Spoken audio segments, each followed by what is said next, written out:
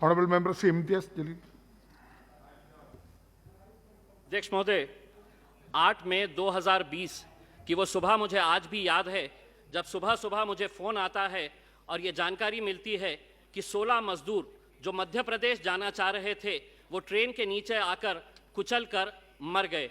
मैं जब वहाँ पर उस जगह के ऊपर पहुँचा जहाँ पर ये मजदूरों की मौत हुई थी, तो वहाँ पर पुलिस वाले थे। मैंने कहा कि कितने लोगों की मौत हुई है, ये बॉडीज़ कहाँ पर किस अस्पताल के अंदर ले जाया गया है। तो मुझे बताया गया है कि ये लाशें अभी भी वहीं पर पड़ी हुई है। लाशों का मतलब ये था कि छोटे छोटे गोश्त के टुकड़े वहाँ पर पुलिस वाले थैलों के अंदर भर रहे थे, ये हालत थी। उस दिन टेलीविज़न के ऊपर ये खबर चलाई गई कि एक्सीडेंट के अंदर 16 मजदूरों की मौत हो गई। लेकिन मैं उस दिन भी कहा था, एक बार फिर से आज यहाँ पर दोहराता हूँ कि वो एक्सीडेंट नहीं था बल्कि हत्या थी, और वो हत्या के जिम्मेदार हम सब लोग हैं जिन्होंने इन मजदूरों को सड़कों के ऊपर छोड़ दिया था। ये महज एक इत्तेफाक हो सकता है कि उसी दिन अखबार के अंदर ये खबर आई थी कि विदेशों में रहने वाले जो भारतीय हैं उनके लिए विशेष प्लेन चलाए जाएंगे। क्या ये मजदूरों को हमने मरने के लिए सड़कों के ऊपर इसलिए छोड़ दिया था कि इनकी याद हमें सिर्फ इलेक्शन के वक्त में आती है, और इनके लिए जो विदेशों के अंदर रहते हैं उनके लिए विशेष फ्लाइट्स का प्रबंधन किया गया था?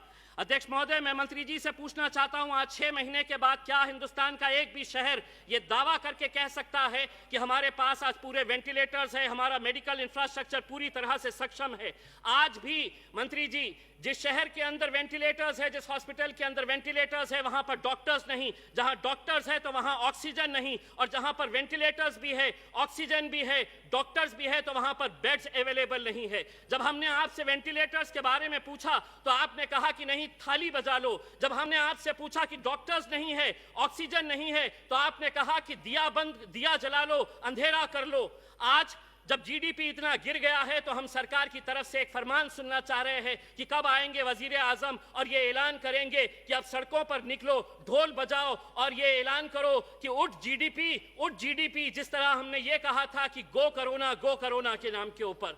हमने अपना मजाक पूरे मुल्क में नहीं बल्कि पूरी दुनिया के सामने ये किया था। आज चाइना के अंदर इस बीमारी का जन्म हुआ, इटली, ब्राजील, स्पेन के अंदर ये पली बड़ी, जैसे ही भारत के अंदर आई तो ये हिंदू और मुसलमान का शक्ल इख्तियार कर ली। बड़ा अफसोस होता है मंत्री जी हमें, जब इस सदन के अंदर बैठे हुए एक सांसद ये कहते हैं कि ये बीमारी इस देश के अंदर फैली तो तबलीगी जमात की वजह से फैली। अगर कसूरवार कोई था तो उसके ऊपर आपकी सरकार है, आप लीजिए उसके ऊपर कार्रवाई। लेकिन इस तरह ऐसे मौके के ऊपर जब लोगों की जाने जा रही थी, उस वक्त हम हिंदू मुसलमान कर रहे थे। सारे टेलीविजन चैनल के ऊपर यह दिखाया जा रहा था कि यह बीमारी हिंदुस्तान के अंदर फैली है तो एक तबलीगी जमात की वजह से फैली है। अगर किसी की तरफ से कोई गलती थी तो आप बोलिए, आपकी सरकार है।